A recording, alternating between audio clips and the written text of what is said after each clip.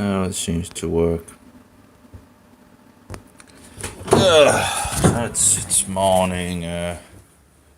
Kind of. Kind of not really gone out of the bed totally. I was moving some stuff, in the night, and I got 2 wagons over to the new apartment, so that's great. But still, some to go for sure. To this new apartment, which I don't know. Uh-oh. Stop it! This is just bullshit. Oh my. So, yeah, I'm still thinking about the Book of Revelation, which something you think about a lot. And of course, my brain is, as usual, way overburdened. But anyway, you have preterism, you have historicism, and then you have futurism, and then what apparently I had to, I guess, proclaim myself a bibliocist. Because apparently the historians proclaim me a futurist, and I guess the futurists will proclaim me a historicist, and yeah, well, and the preterist, I guess, would just, I don't know. Well, at least totally. The thing is, in regards to the preterist, it's pretty easily to sort out. Because the beast was already there. The beast has been there for a long, long time. It was even there before Jesus Christ was in the world. Around 2,000 years ago. Well, I guess pretty much 2,000 years ago, he was walking in Israel. Let's see, 2000 and yeah, he was in Israel, right? As far as I know. Any case,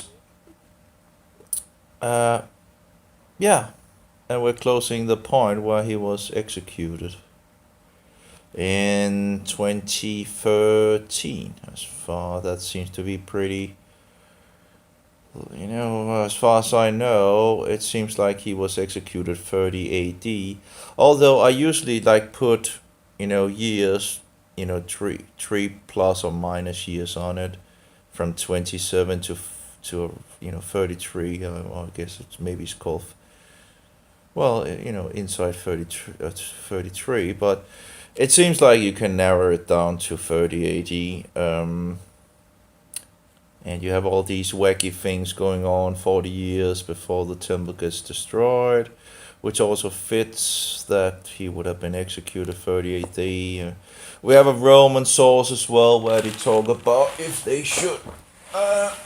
should fix Jesus into the, what is it called, the the whole thing in regards of gods and all that, which is declined. And I can't remember if that's 30.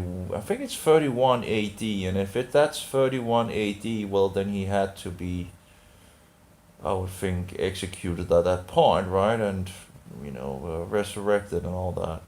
I can't remember everything. That's a source from this. I wonder. He must be a historian guy, a researcher, an old guy that does a lot of research on those things. But that was mostly in regards to the calendar, which in regards to the Jewish calendar, we know there's missing 164 years, or 165 years. That's at least two sources, a Gentile source and a Jewish source. And you have 164 and 165, although I do remember having seen others. But 164, 165 years needs to be added to the Jewish number in regards of the calendar today, which is 5,700 and something, I think. 707, I can't remember. I'll need to look it up. I have really Oh, I can't have all those numbers in my head. I'm probably wrong in regard, but it's 5,700 something, I think. In any case, you need to add those 164, 165 years, and then you get to 5,900 something, I think. Anyway, around 6,000 years. But of course, then you have the thing that seems to some corruptions in regard to the numbers, so you need to actually seemingly adding more. But anyway, any case. But around 6,000 years old since the beginning of time, since the gods created the heavens and the earth. But anyway, let's get back to the book of Revelation. So the preterists are pointing to Nero as, and fulfilling. Like, it's incredible, these guys, how they can believe that the whole book of Revelation is. Like, you gotta be kidding me. Jesus hasn't returned, and I just, it's going into nutty land, when was like from the chapter 1 to 17 that all that was already fulfilled or whatever. I can't remember all the details, but it's like, you gotta be kidding me. Jesus haven't even returned to cast the beast into the lake of fire, and you're going to say that that's fulfilled and all that. I'll give me a break. Any case, so Nero, they point out Nero and all that. Of course, Nero was representing the beast of the number 666. It has 7 heads, and those heads was in action. You have the first head, which is the kingdom, and then you have different heads going along, and 5 had been, and 1 is, and then 1 is to come for a short time, which that must be the dukes as far as I know, and then the very beast, the 8, would come around. That's the papacy. So, it's like a king doesn't just represent one king. It can represent multiple, a line of kings. It's an office. It's a dynasty. You can see you had, Babylon. You had 2 kings representing the golden head, at least 2, at least. Some say there are more, but biblically you can see 2 at least. You can see Nebuchadnezzar, and you can see his son. And I've seen some sources that believe that that there's 2. But I don't know where they would get those sources, but that would be 2 more, so that'd be 4. But in any case, biblically, if we just go by the Bible, we know there was 2. Nebuchadnezzar and his son, and then it was taken over by the Medo-Persians. And the Medo-Persians has again multiple kings, although we have 2 horns on that, so there's some things going in regards to that. But overall, so then we have the Grecian beast, which we have 4 heads or 4 horns. Well, 4 heads, is pretty much the same thing as the horns, as far as I can see. But in any case, you have on one of the, viewpoints, you have 4 horns, and on another you have the 4 heads, representing the same thing. But in any case, because you have the great horn, which is Alexander, known as the Great, right? And then 4 horns come out, and that's the 4 heads on the beast, and on the so you have 2 different visions, and you work yourself out in regards of understanding these things, and that's, when you have the book of Revelation and the book of Daniel, you can see the little horn of Daniel is the Antichrist and the beast. The first beast in the book of Revelation is the Antichrist. So, well, you have different informations, on the book of Daniel and the book of Revelation, and they intertwine, that you get more data points, and you collect and you growing understanding, led by the Spirit, and all that. So, but in any case, the beast was already there. That's representing the Roman beast as a whole. We just get more data points on this. Like it is like a little like you have two visions in the book of Daniel showing you know it's about the same thing, but it's well sort of at least. You have still, but it's like two different visions and yet speaking about somewhat of the same, but giving more data points and this and that. In any case, it seems to be a little of the same in the book of Revelation with the first beast, and then you have the little horn of Daniel, which is on the Roman beast. Which is the fourth beast. The fourth beast is the Roman beast.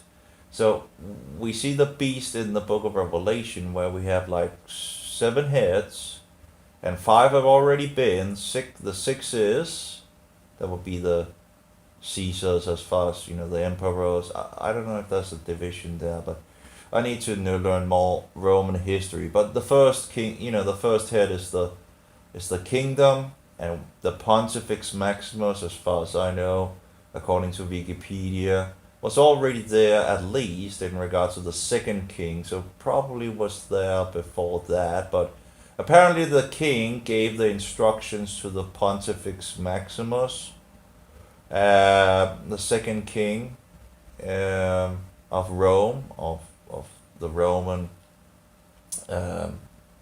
country or whatever, the Roman nation. Yeah, but anyway, so he gives the his things to the Pontifex Maximus, and of course the Pontifex Maximus of today is of course the great stinking poop, which is the Antichrist of the number 666 and the little horn of Daniel and the first beast of Revelation with the number 666. That's his number, which also that number of course goes hand in hand with worship of the sun, which also the Sol Invictus. We in Denmark actually call the sun Sol, although we don't think of a god when we say it, but the word soul is what we use in regards to the sun in Denmark. Anyway, in English you have sun and sun, right? It's very hard to differentiate the sun and the sun, right? You pretty much needs the context of somewhat in regards of it. The one is spelled with a U and the other with a O, so soon, sun, but you don't say soon, you say sun, right? And sun is like sun. It's so close together. Anyway, in any case, so you have all this pagan nonsense, mystery, Babylon the Great with the pagan trinity of the, so-called father, so-called mother, and the cookie Jesus, the son. And this of course Roman Catholicism it's the same nonsense. It's just repackaged with a Christian. And the whore was riding all the heads of the beast, so she was already there before Christ, became flesh in the Virgin, 2,000 and something years ago. Well, it will be 2000 what? I don't know. Anyway, calculation, and I'm tired and all that. Anyway, and they were been good at math. Any case.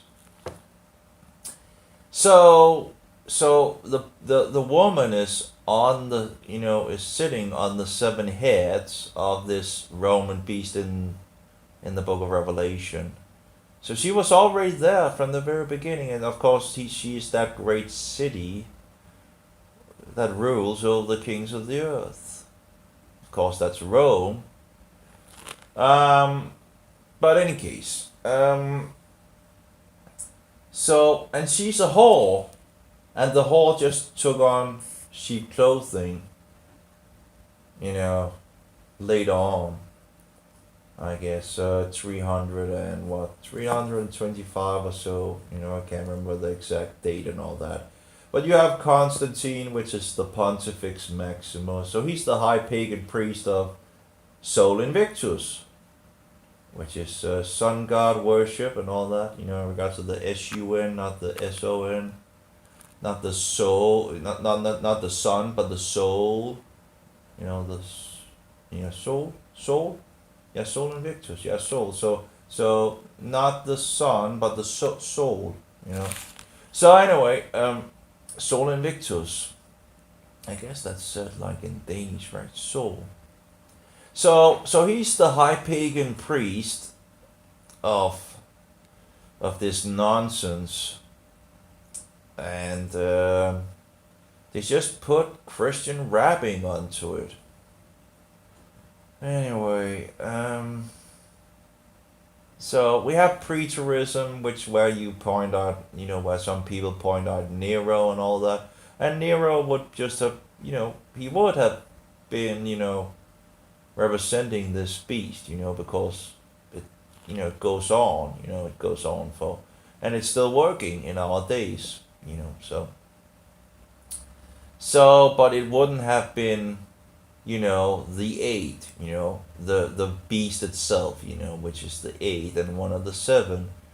So, but in any case, so we have the six head, and we have had five that was, and he would have been one of the ones representing the six head.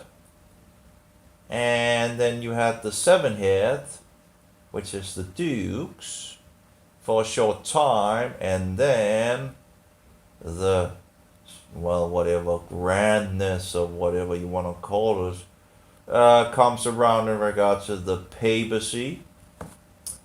And it seems like the papacy gets its absolute power, whatever you want to call it, around 600 AD. And that's also where you have Mohammedans, with Mohammedanism springing forth.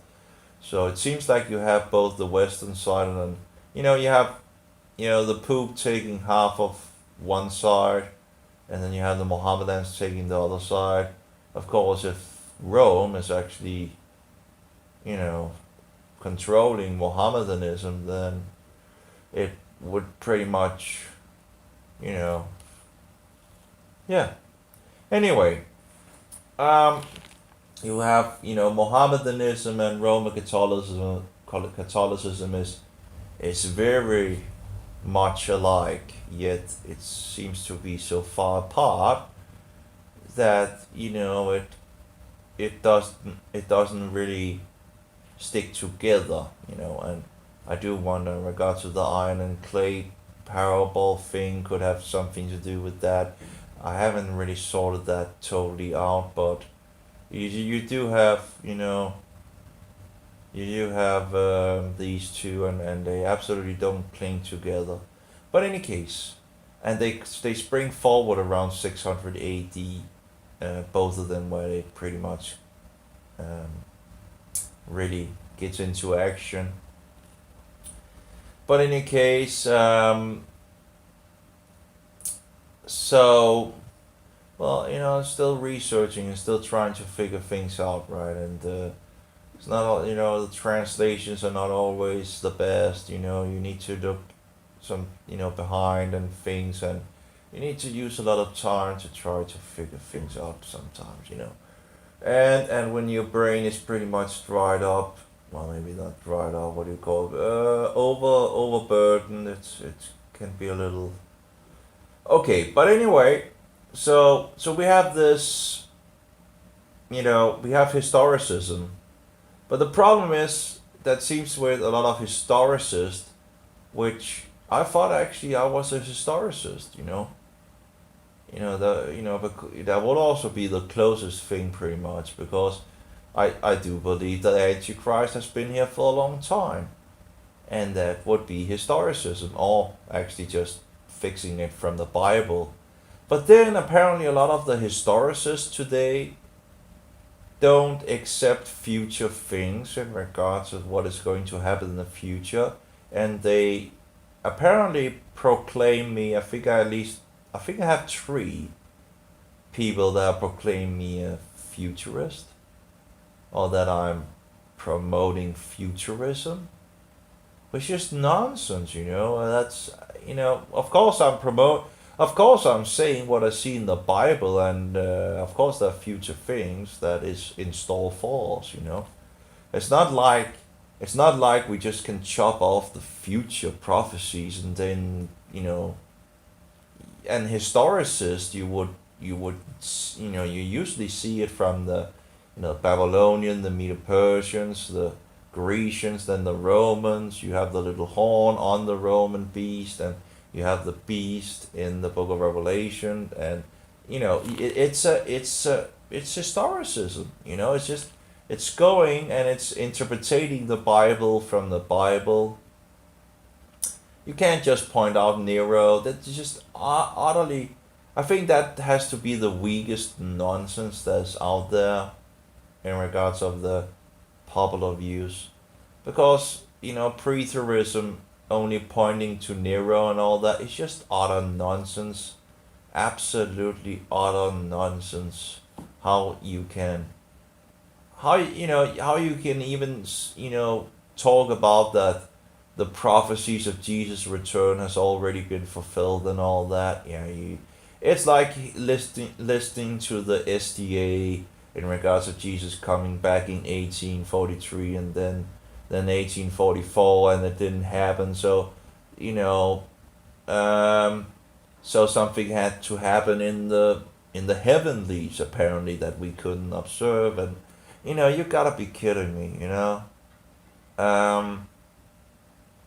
It's just nonsense. And by the way, in regards of pointing to 1843 or 1844, seems to be using the King James Version in regards to 2,300 days.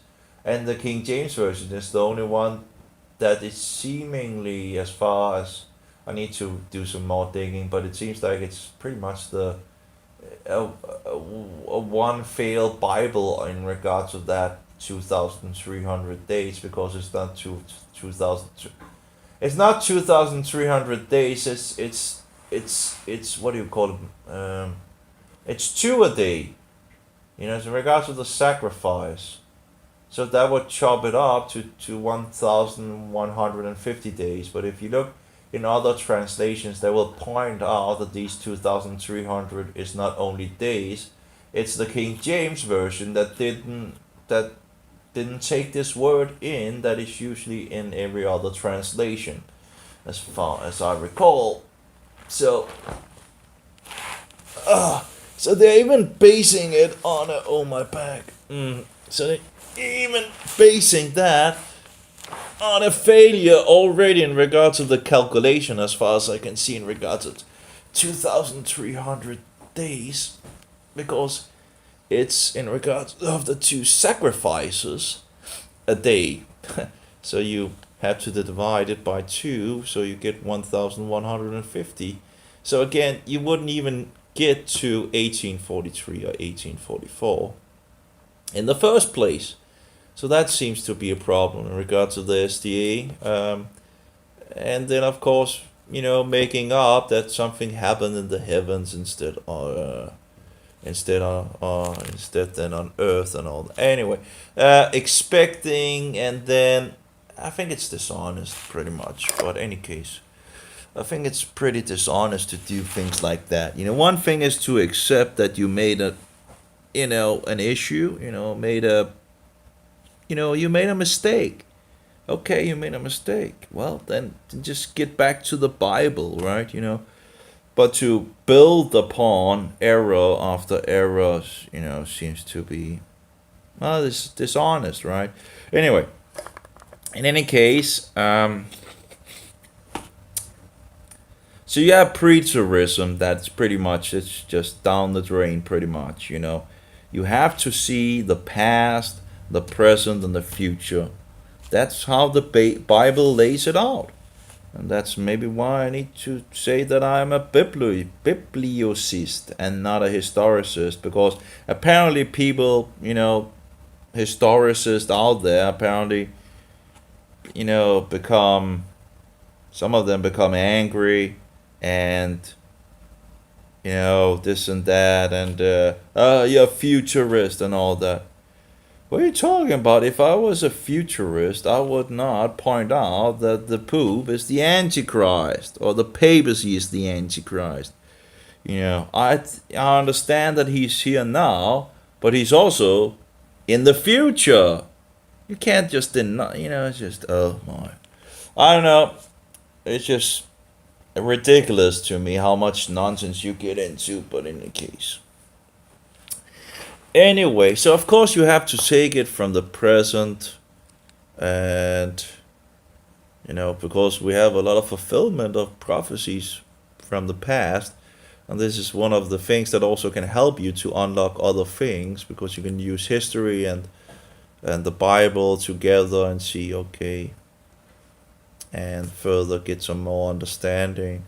But anyway, so you have present, and then you have what is going on now, and then you have the future prophecies. And to just cut off, the present, just to cut off the future, it's just bullshit. Or to cut off the middle ground, it's just nonsense. You have to take the whole thing. It just seems like that many people that call themselves historicists don't want to look into anything in regards of future things, and and deny everything in regards of the future fulfillment. It's just nonsense. Yeah.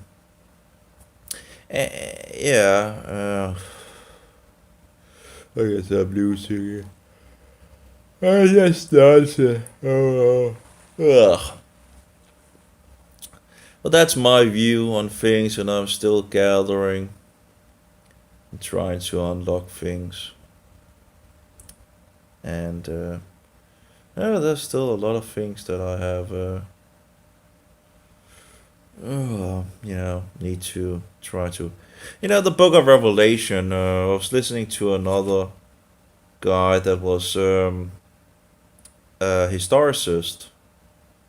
And he even goes back to say that it seems like the Christians was in the past actually believed that it was 3.5 years, and not 1,200 and was it 60 years, using the year for a day principle. And what I really had the problem with was, I saw one of these, pretty good SDA video in regards to the Antichrist and all that.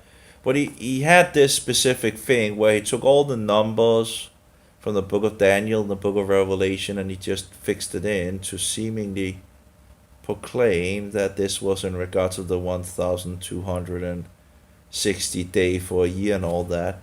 But that's not workable, because one of the places where you have 1,260 days is in the, let me think, it's in the, I think it's in regards to the trumpet, the sixth trumpet. No, wait. I can't remember. We have the 1, 2, 3, 4, 5, 6, 7 seals.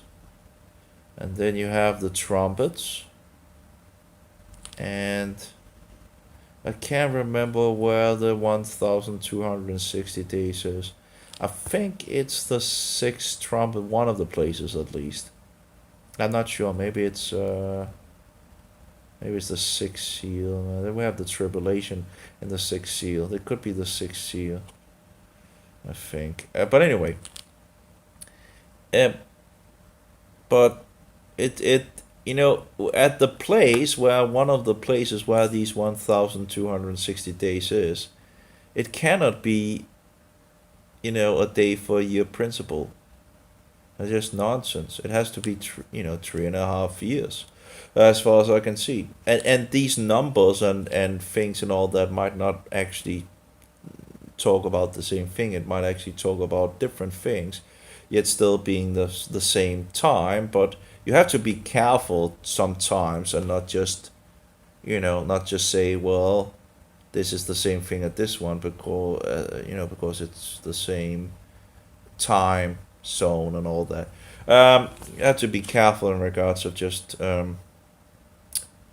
it's the same thing with the 10 Kings and the book of Daniel in regards to the 10 horns. They're not the same. The 10 horns has already been here, and the 3 of them have already been plucked out. The Antichrist is here now, but the 10 Kings in the book of Revelation is future. So you really have to be careful in regards of not mixing things together. You also have in regards to the great city, a great city, but there's more great cities, so it doesn't, you know. So you have to be careful when you go into these things. Anyway, at least one of the places it just can't be 1,260 years. It doesn't make any sense. And listening to this so-called historicist, and he's pretty much proclaiming that the trumpets also has been, and I had another guy as well promote this, and about it was just messy. It was like the sixth trumpet was before the first trumpet or something. You gotta be kidding. It was just a mess. Oh my. In any case, I can only see that we're either one or the other place in the book of Revelation. You can't go beyond the. We haven't had the tribulation. If we haven't had the tribulation, we haven't had any of the trumpets blown. You gotta be kidding me.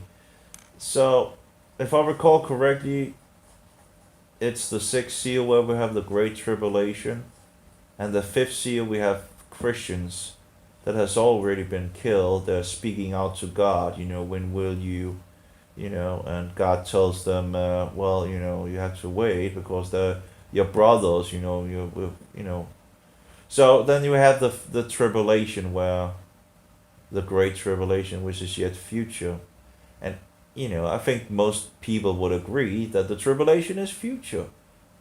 But apparently not all. But it's we have a point in the future where this will be a slaughterhouse, and so that's the future. And we have to see this image being made standing where it should not. And as far as I can see, well, a temple has to be built, and it has to stand on, a place where it shouldn't stand, on holy ground. So, inside the temple, probably an image of the man that is in the seat of the papacy at that point. That seems to be a future thing when everybody who does not want to take the number of the beast, or 666, or his name, will be killed, murdered, and the image will speak. So as far as I can gather, that will be an image of the Antichrist, well, the image of the one that is sitting in the seat of the papacy at that point, and the image has to stand on where it shouldn't stand. That would be the temple, and of course we seem to have sacrifices going on again according to the book of Daniel, the last part of the book of Daniel, and it talks about that in regards of understanding that this is for the the end times and all that. And if sacrifices is stopped, well then there has to be a temple, because how are they going to do sacrifices without without a temple? So as far as I can see, the temple will be built. There will be sacrifices again, and the Antichrist will, the second beast will put up this image that can speak, and whosoever does not worship the image, and thereby the beast, the man, and thereby the devil, will be, hunted down, and Any case.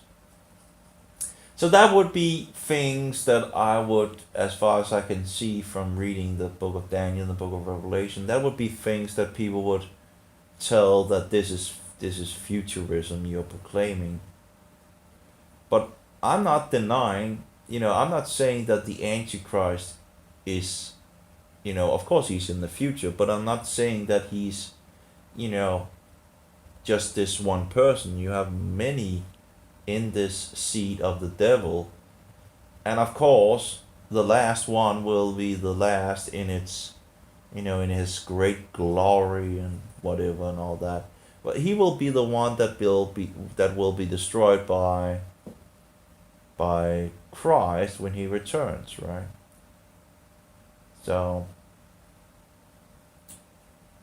um, yeah, so I'm not saying that the Antichrist is not here. He's absolutely here. He's been here for a long, long time. He's sitting in the seat of the devil in regards to the Roman chair. The Antichrist makes himself out to be the, biggest spiritual, what do you call it, authority, and also the greatest political authority in regards of the temporal doctrine, ruling over the kings of the earth and all that, and he's crowned with a triple crown and all that nonsense. So anyway, so I really should go through the book of Daniel, the book of Revelation again. It's always great to listen to, the foundational stuff. You get it directly from the source. And I didn't study into, I was listening to the book of Daniel and the book of Revelation again and again and again, and then I'm being proclaimed as a futurist just because of things that I can see is in regards to the future. You gotta be kidding me. How can, and I think that's the failure with the, you would think that the historicists could also see, yeah, of course there will be a, that's going to, he's going to continue into the future and things will happen and all that. But yet they don't, then they, well, you're proclaiming futurism. And I'm like, well, of course there will be things in the future going on, but I'm not denying that the papacy is the Antichrist. So thereby, I'm clearly not, in regards of that doctrine, because futurism just say, hey, that's just one in the future, and the Antichrist hasn't come around yet, but he is here, Anyway, maybe it should go up or something like that. I don't know.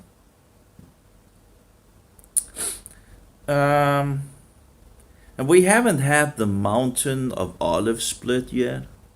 So that's also going to happen in the future. The Mount of Olive, which is laying to the east of the temple or east of Jerusalem. See, is that east? Yeah, that's east, right? South, east. Yeah, east. So to the east is the Mountain of Olives, and it's going to split, at some point. I think it's when Christ comes back, and people will run,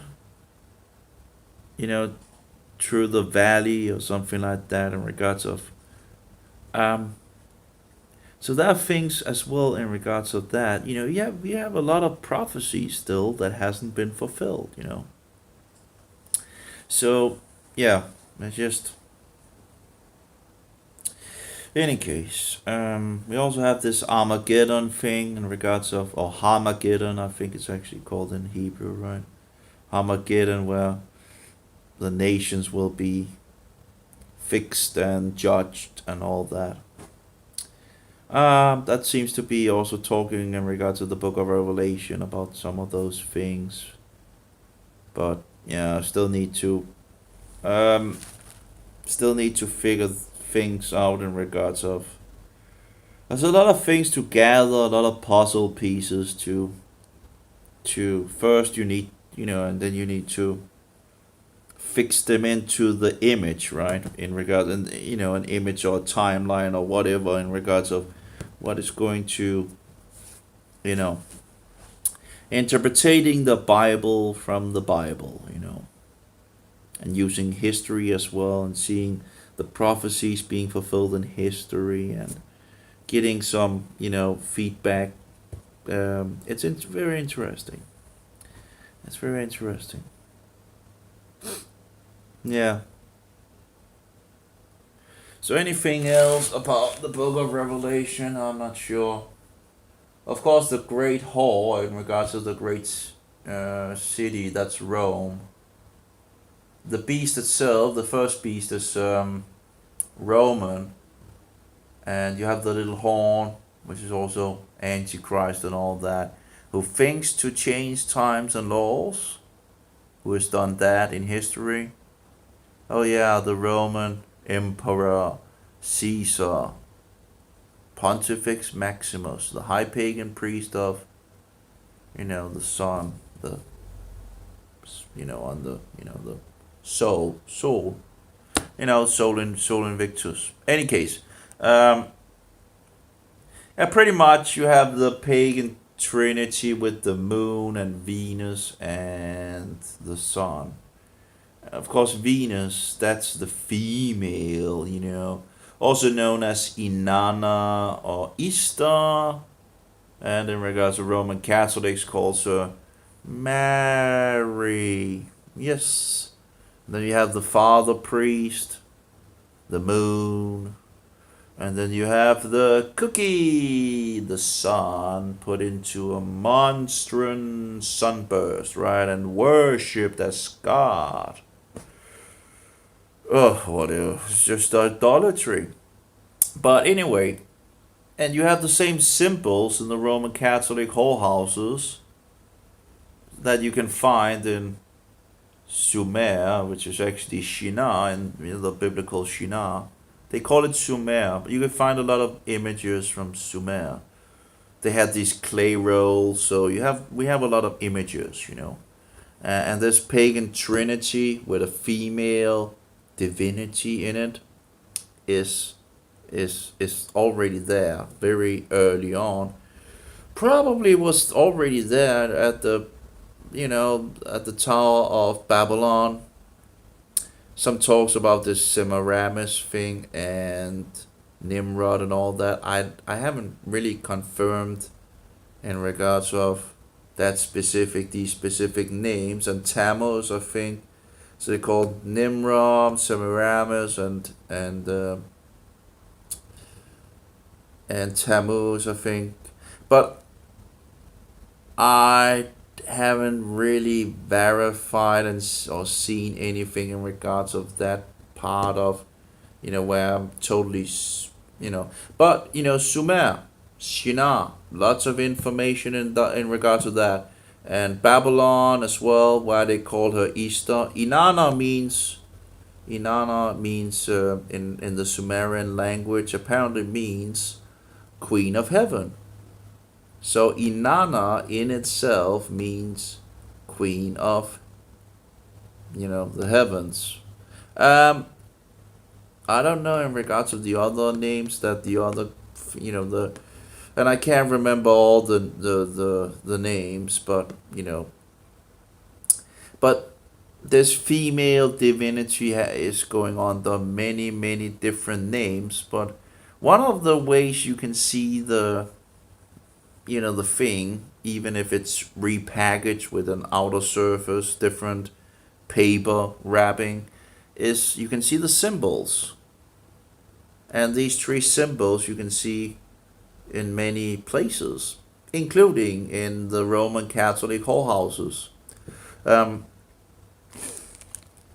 so, yeah. So of course you have the union with the so-called father, with the mother, uh-huh, the male with the female producing the sun cookie, the sun-shaped flat piece of bullshit bread of the Roman Catholics. Any case, so that's Mystery Babylon the Great, okay? That took me a long time to figure out. But anyway, I know it's hard to remember everything. You dig into something and it's hard to just you know remember everything. It's nearly impossible to keep all those informations in the brain. But anyway, you can go and look it up. You have the English Encyclopedia of Britannica. Search after Shamash. That's one of the words for the sun god, I think. Shamash.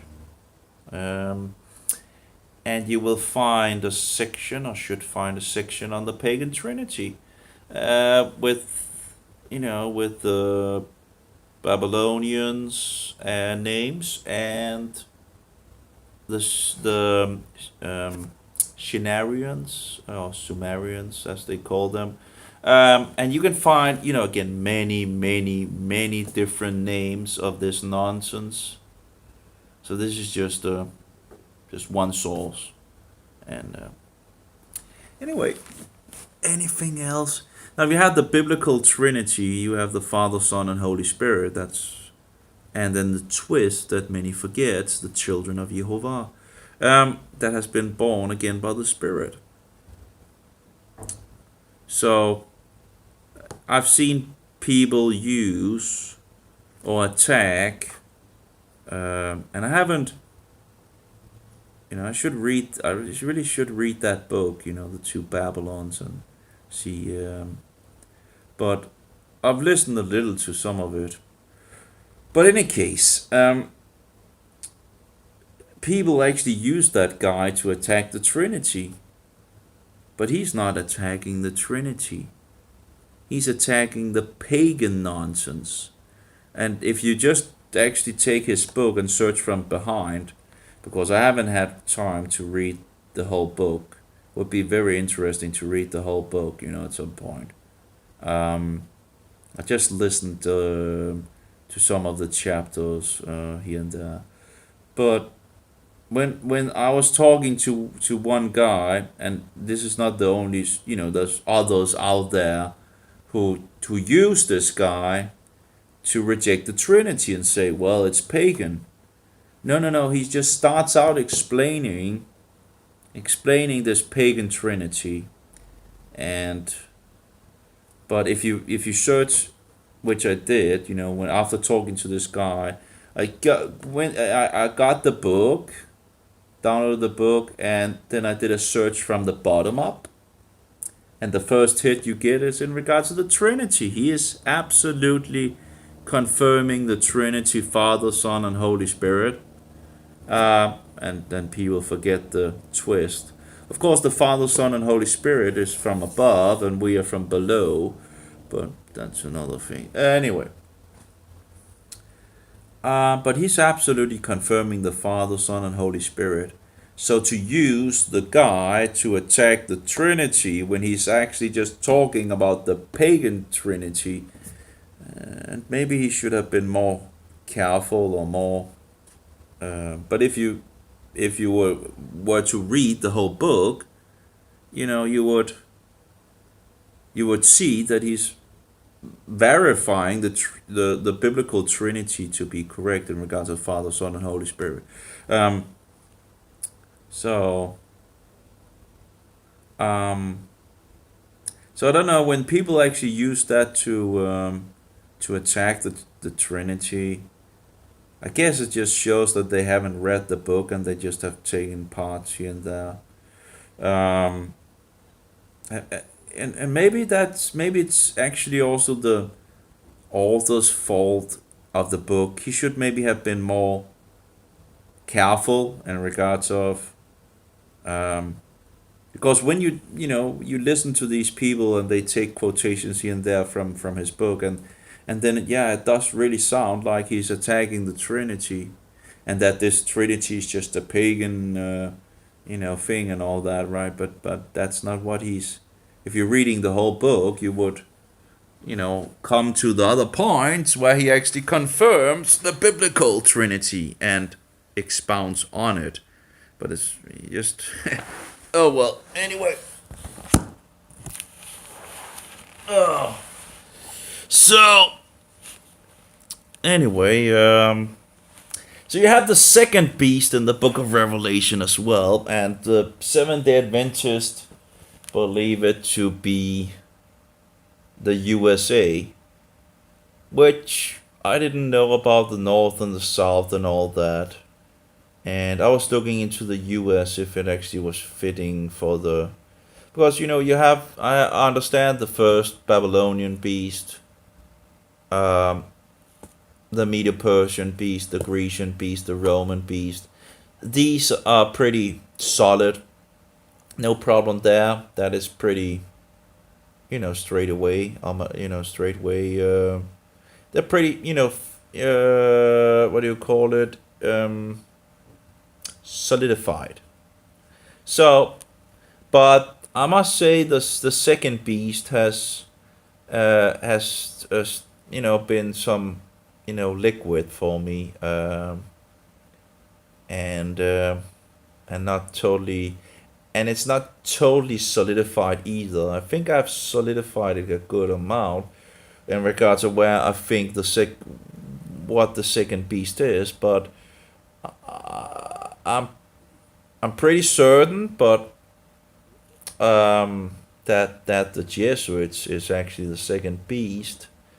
But I was looking into the U.S. in regards to the second beast. So the SDA will have this weird thing that John sees this vision, this lamb-like beast with two horns, and it explains the beast is lamb-like with two horns.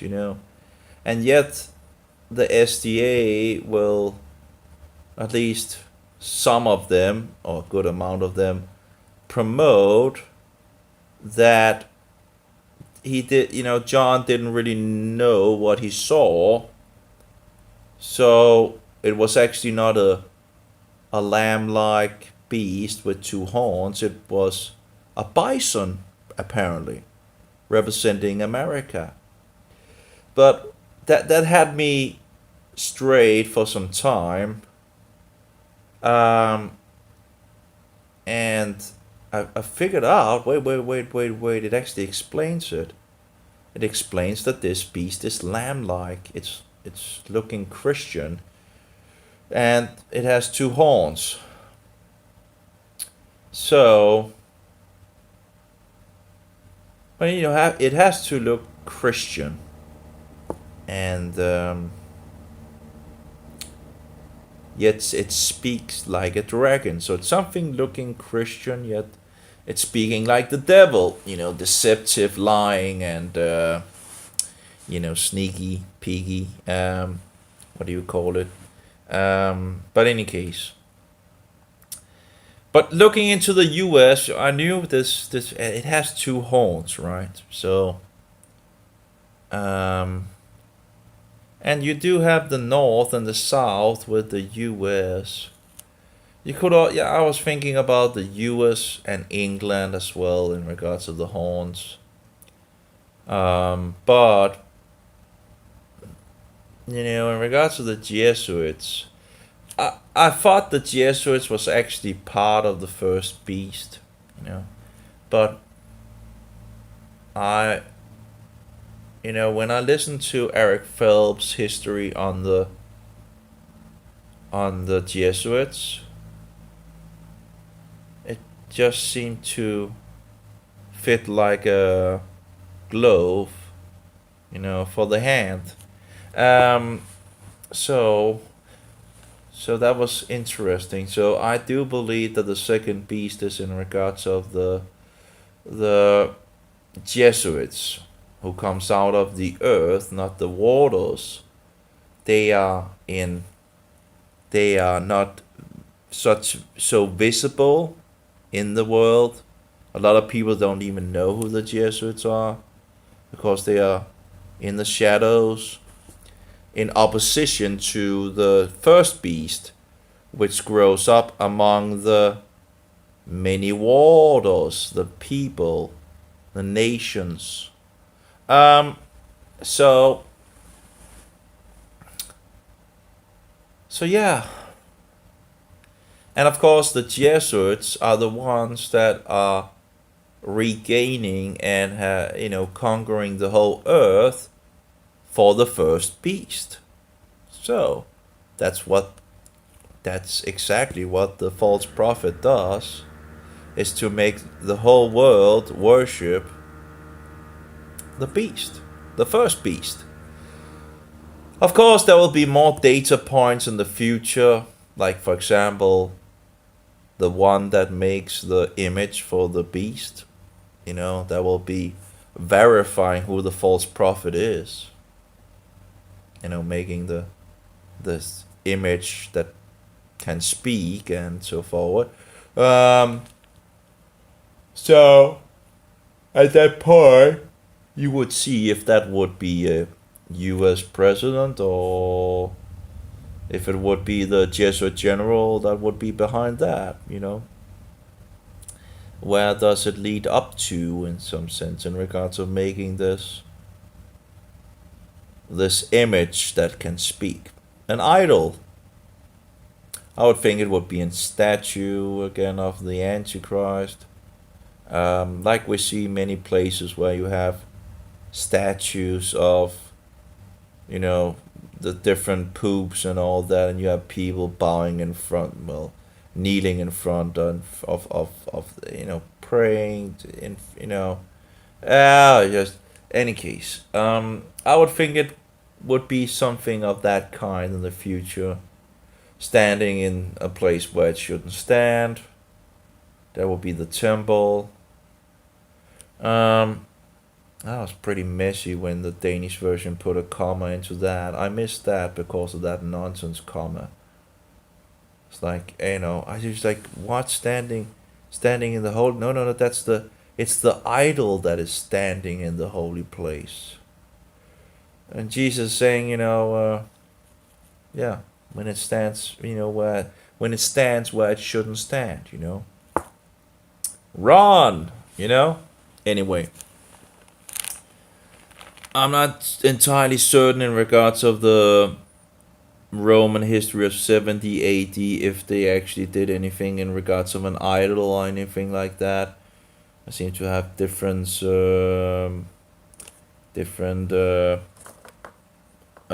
information, data points on that. So I don't know if that happened, if the Romans actually put anything up in the temple before the temple was destroyed, when Jerusalem taken over and so forward. Anyway, I'm tired and I cannot sleep. So that was I think it's the Jesuit general ruling North America and Europe, as they called it, to take over the rest of the world, because it is a beast that is lamb-like. And what is lamb-like? Well, North America and Europe is lamb-like. It's Christian in nature as well in regards of two horns that is on the lamb, right? So, and it makes the whole world worship the first beast. So anyway, whether they are this or that, whatever, but they bow down, right, to the beast, and the ecumenical movement is pretty much, the Hindus, the Buddhists, the Mohammedans, the whatever, bowing down to the Antichrist, submitting themselves to the Antichrist. So the Hindus wouldn't even if they bow down to the great stinking priest of Satanism, even if they do that, they don't look Christian in nature at all. So they couldn't really be verified as part of any false prophet that looks like a lamb yet speaks like a dragon, and having two horns and all that, two powers, two, you know, um, you can see all these things in with the U.S., for example, where the bishop says that when the U.S. rules the world, the Vatican rules the world, and then you could say, well, there you see, right? But I don't think it's thinking big enough.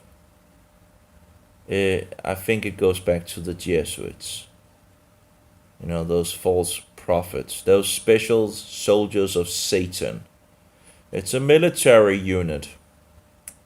Dead men corpses, doing their every bidding of the Jesuit superior general, as he is called. The black poop, the shadow of the stinking white poop.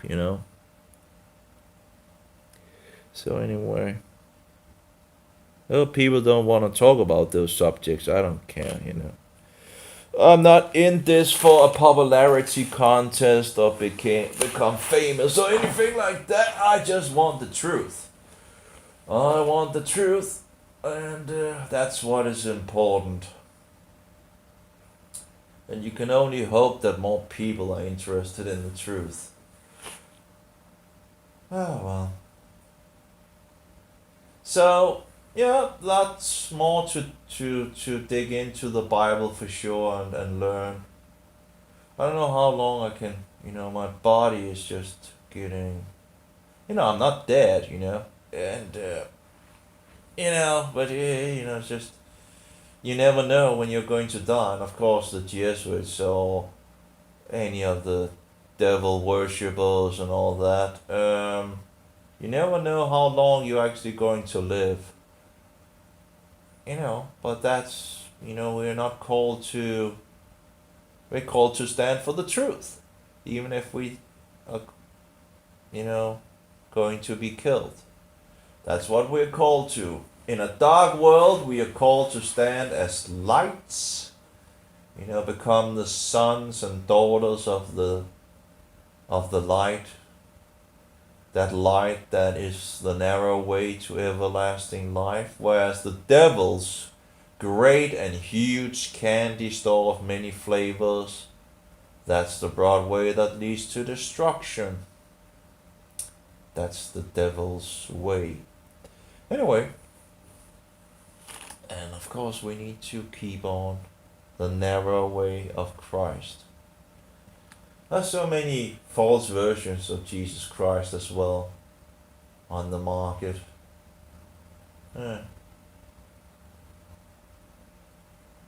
Anyway, I think I might have found someone that might be in my category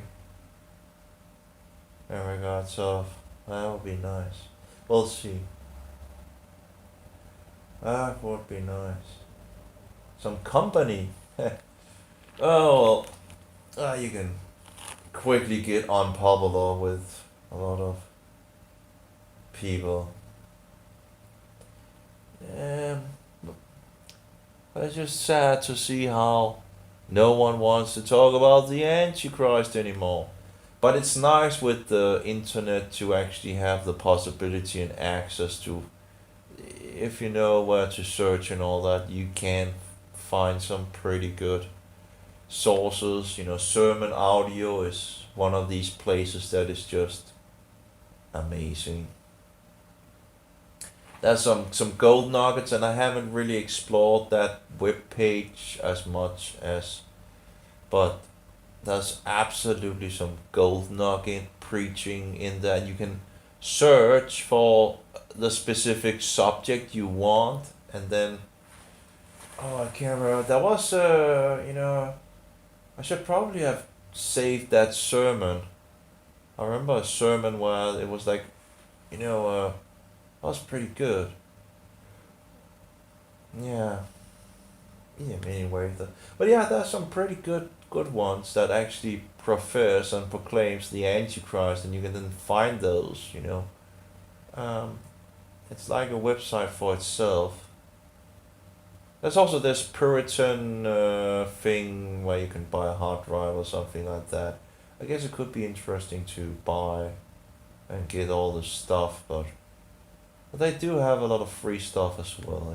It's on their page. But yeah, I don't know if I should. You can use a lot of money on biblical things, and it can become very, very, very expensive. It's very, and then it's all copyright and yeah, all this nonsense. But yeah, I already, it would be nice to translate the whole Bible again, but pretty much have the source. Pretty much understand what sources I would need to gain. But it would also be nice to actually be able to, read those languages. But it's just my brain is just.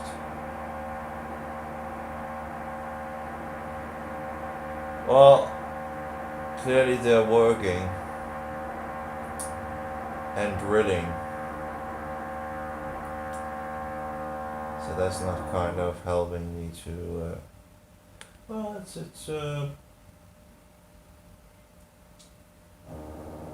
Dude. Yeah, I wonder what they're doing. I guess people are. Well, I guess I could actually just go in my other apartment if there's any problem and sleep over there. I guess. Um, I should fix something for the window. I guess. It's pretty nice to have something where you can just keep out the light. Oh, I need to look into getting something that would work for that, and the specific sizes, right? Anyway, anything else I have on my thoughts? I was listening a little more to Alberto Rivera, and some things that I would like to look into as well. He's absolutely talking about the papacy as the Antichrist, and he's, absolutely spot on that. There are some other things where, just a little,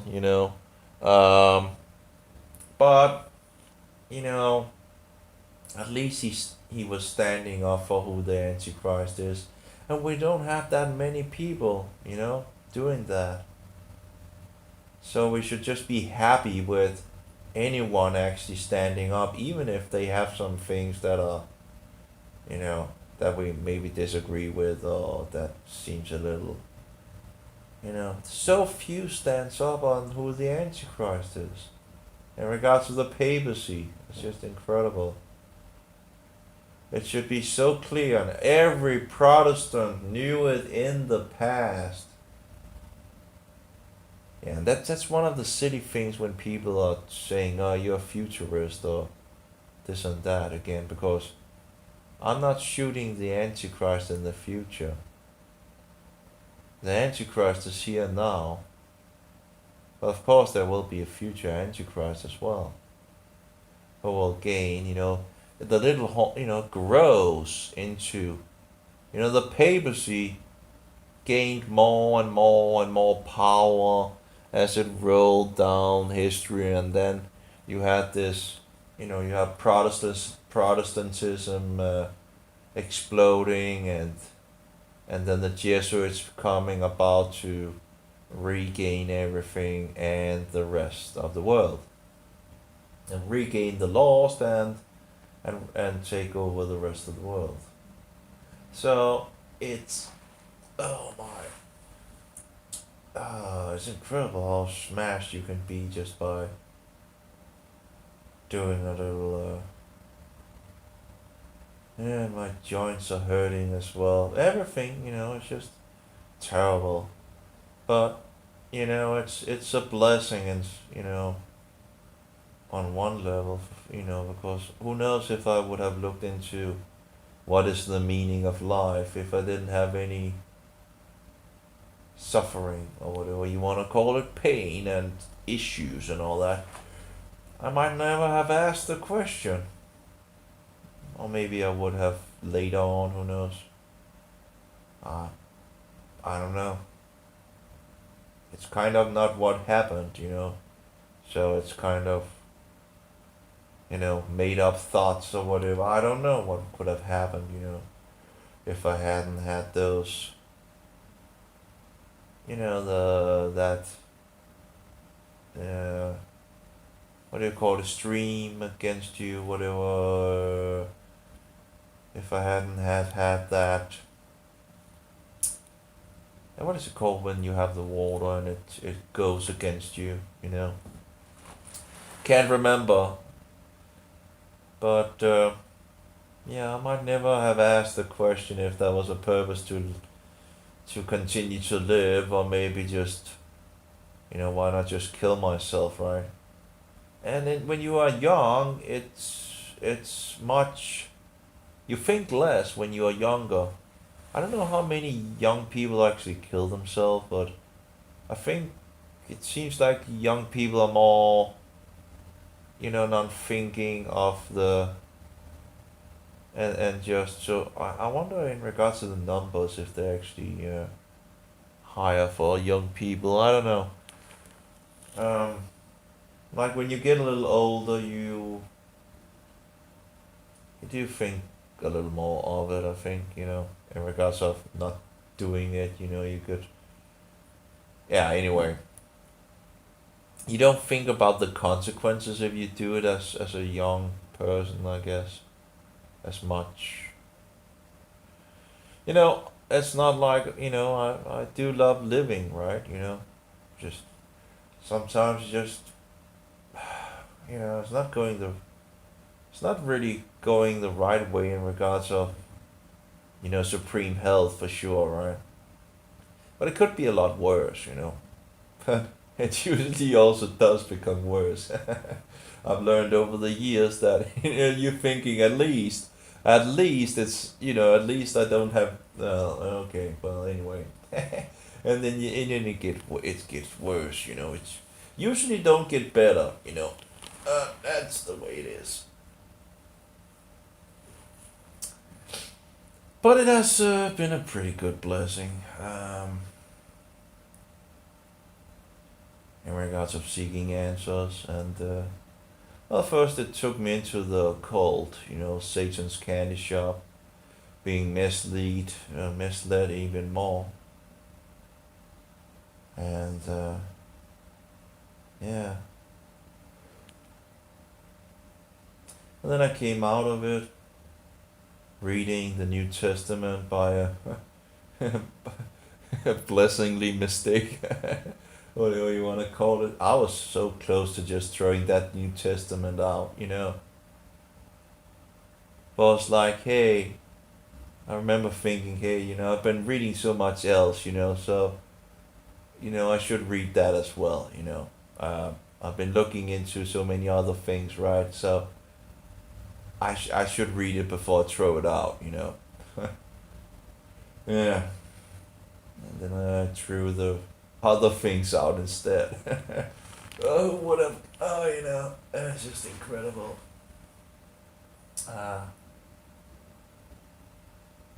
of course, life doesn't become easier when you become Christian. I think it's a huge danger when you have people saying that when you find Christ, you can just lay down and no problem. Because when you become Christian, when you find out who Jesus Christ is, you now become a prime target for the devil to take down. When you are in the cold, you're, doing his work and all that. I found Satan and, the demons to be pretty soft on me. It seems like other people have other experiences with that, but I was promoting his bullshit. I was really good at promoting his bullshit. It was just utterly nonsense, but, you know, I believed it. I believed in reincarnation, and I believed myself to be God, and I saw myself in you, and thereby casting a stone against you would be casting a stone against myself. Of course, that sounds pretty good, but it pretty much takes away the truth about Jesus Christ. So, I did not consider myself a Satanist. I was not like a person that wanted to hurt other people. That was not the point of being in Satan's candy store. When I was in the so-called New Age. The whole point was to also seek out, I was seeking out health issues as well, right? But the purpose was never to hurt anyone. The purpose was to figure out, I found out the spiritual was real. That there was actually, I wasn't believing atheist, and you just have to, when you're wrong, right? And I was definitely wrong in regards to atheism. Oh,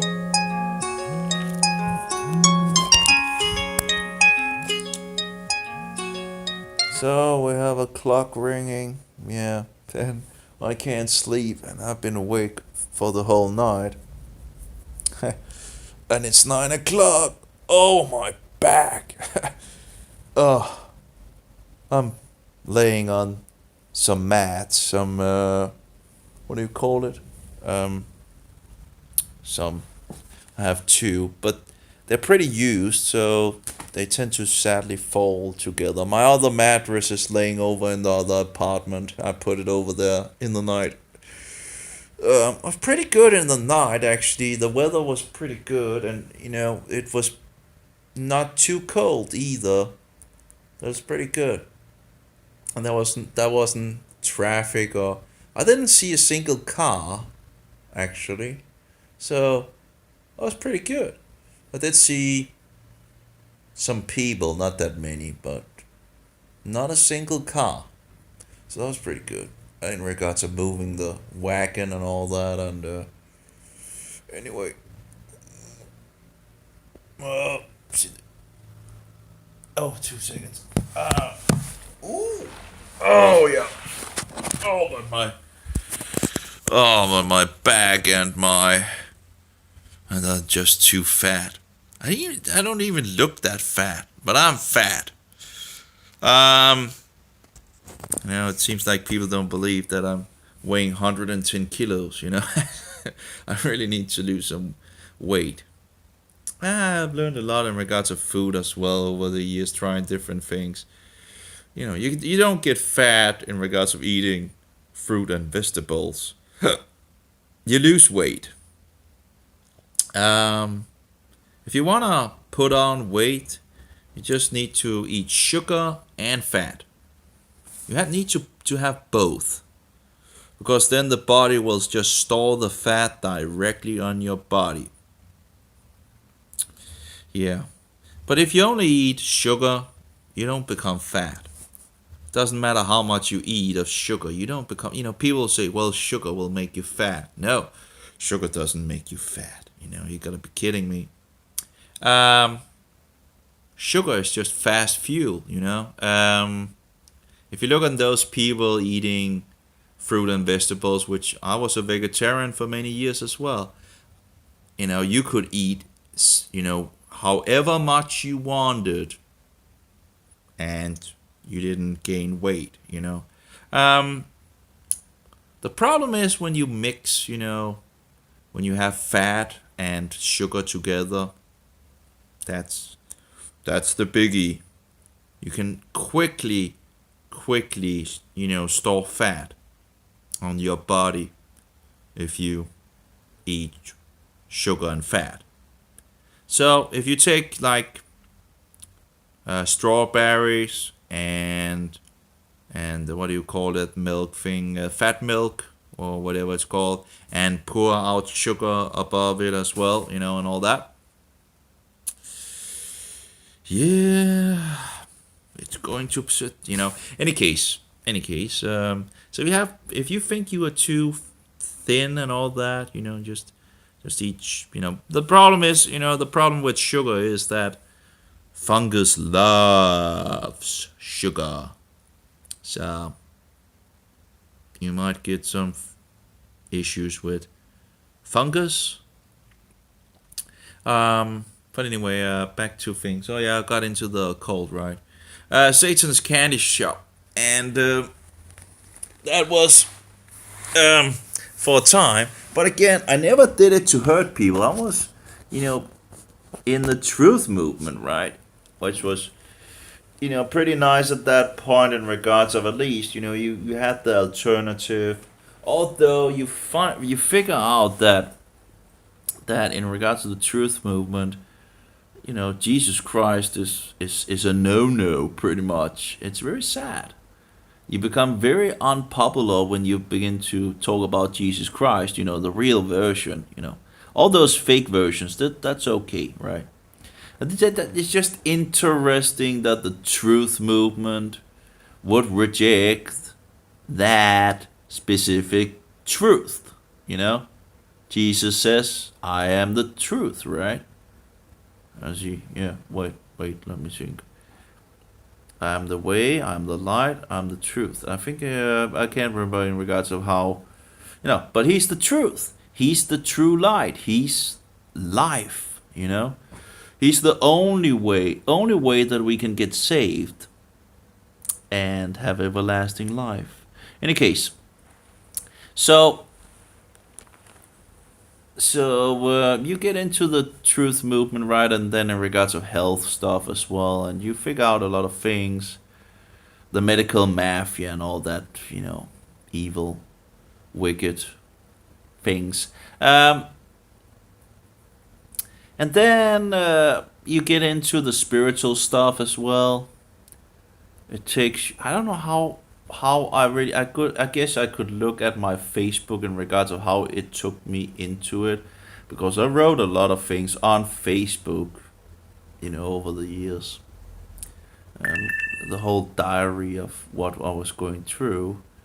I think it's, as far as I recall, it was like you go in and you have to 9/11, all that, and you become part of the truth movement, pretty much, and you go into health stuff, and you further get into the spiritual, because it's mixed into the health stuff,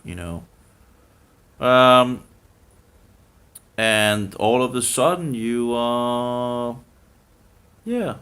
doing spiritual things and figuring spiritual, you find out that there's more than just the physical world, and then you get in contact with demons, right? Of course, they don't come as demons, at least not the ones that I had contact with, and I didn't. That was not the point of contacting demons in the first place, right? But you get in contact with these entities, which clearly has a mind of their own and are great deceivers. So, demons. Demons comes in many disguises, like aliens, old ancestors, family members, dead family members,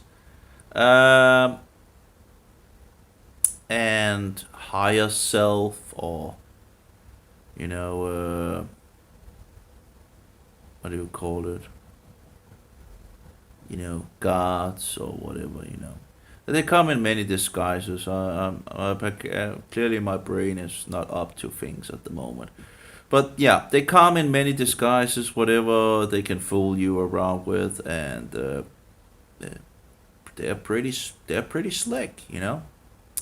They're pretty good at it. They're pretty good deceiving us and leading us astray and making us believe in bullshit. And yeah. Oh my. But they're demons. They're demons. Demons, demons, demons. Fallen angels. Anyway. Yeah, that's pretty much it, I guess. Oh, we're sickening. It would be nice if one could, if God opened the eyes so you could really see what was going on, because it does seem a little like, we know the demons all around, and they do, you know they live in people as well, and but it's like you know it would maybe be nice to see what is, in the spirit, more, see what is actually going on around us further. Clearly some of the prophets could see things, which wasn't visible for others. Like when the king surrounded this prophet, and the prophet's helper, whatever, is like, hey, we're surrounded. That's, and then the prophet say, hey, open his eyes, and then he sees these. It's like fiery horsemen or something like that around them, protecting them and all that. So anyway,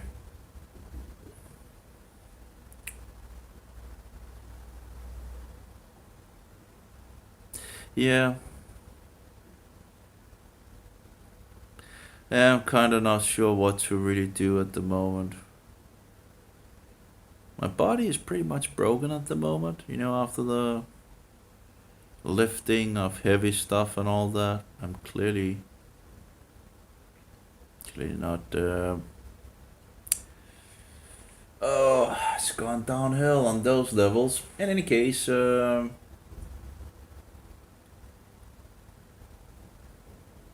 got a good amount of it already over to the new apartment, and I don't know how many trips more would be needed, but it can't be that many. I have my books, of course, and my book thing that I would need to get over there at some point. I have some tables, some small tables as well. Uh, guess they will fill up in regards of volume, and not weigh that much, but I guess I can put something. Yeah, but I don't know how much there really is left. It's just how many, can't be that much really.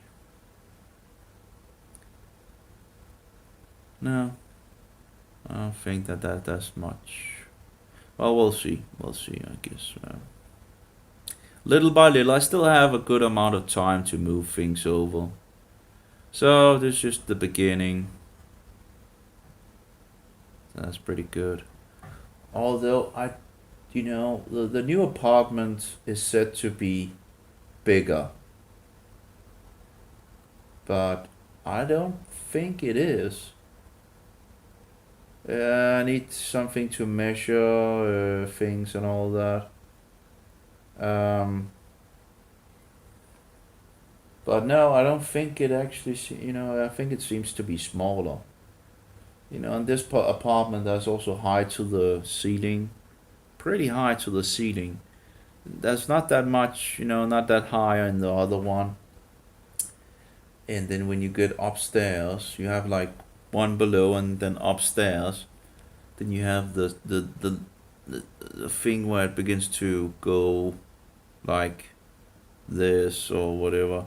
It actually goes very low compared to my apartment, where it starts up there, starts pretty high to begin to smooth out in this line.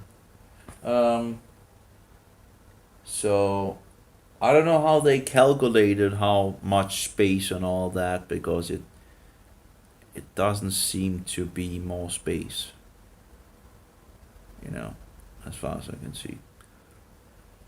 Anyway, Not that it matters much as such, you know. But I'd rather have one room than multiple rooms. Oh well. Oh well, I guess the no, I guess the toilet thing or whatever is a little bigger room, you know. But that doesn't really matter much. I think my toilet are pretty good actually. You know, it's toilet and bath behind. You know, it's pretty good. You know. Yeah, I don't need a huge bathroom. You know. I do wonder if I could get some. But yeah, what would I? Yeah. Anyway. So I think I pretty much am at the end. I don't think there's anything more. I'm still not sure what to do, Rudy. If I should try to go up or try to go to sleep. Doesn't seem like I'm going to sleep, but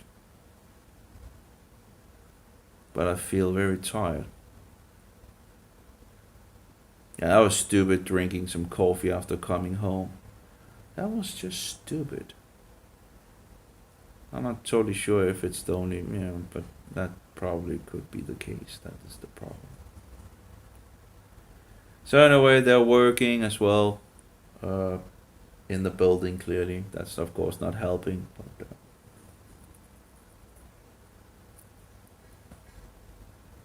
that's sad, all this nice painting that I made in the apartment. You know. And I actually made this before becoming Christian. I became Christian over in this apartment, you know. But this was actually made before that. All the colors on the walls and all that. And using a laser to, you know, fix the lines and all that. I do wonder how I actually did it, you know. I can't exactly remember how I did it in regards to all the painting, but it's pretty good, you know. Although I think I made a mistake right there, but I guess you can't see it. Well, I can move the up there. I pretty much made a mistake. I should have gone by the line. But the problem was that the line was not, you know, following. But you wouldn't usually see that, so I should just have followed the line instead of going down and making a line under, because I think that would probably have been less visible. Yeah. I don't think you would have noticed that it would have been. That's incredible. That's. I guess it's a lot of years since I actually did the coloring. How many colors did I use? 10 or something like that? At least 1, 2, 3, 4, 5, 6, 7, 8, 9, 10, I think. Yeah, 10. I think I've used 10 different colors in my apartment, in my living room. And yeah, I was pretty happy about that, you know. Natural colors, you know, to try to get a balance or whatever. Although I don't know in regards to the brown color, but yeah, the brown color was maybe a little too much. At least it stood out in some sense. I don't know. Maybe it's okay.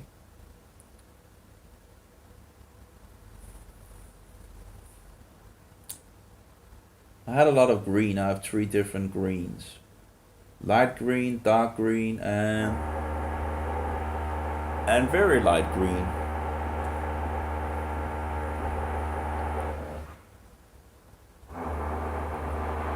I guess someone is working. Clearly.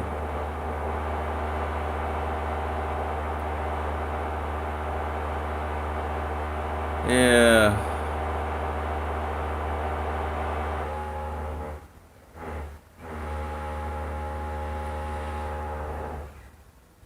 It doesn't sound, it sounds like it's actually out on the... Oh well.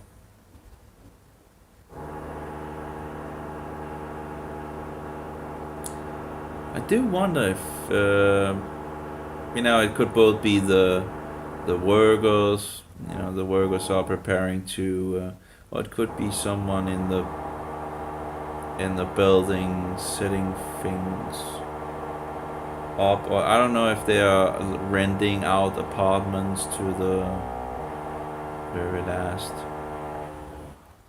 very last or whatever, I don't know. So anyway, oh well. Yeah. Anyway, take care. May Jehovah be with you, and Yeshua, most precious pearl, and the Spirit of truth be in us all. Amen. Have a good one, all of you. I think I'm over and out.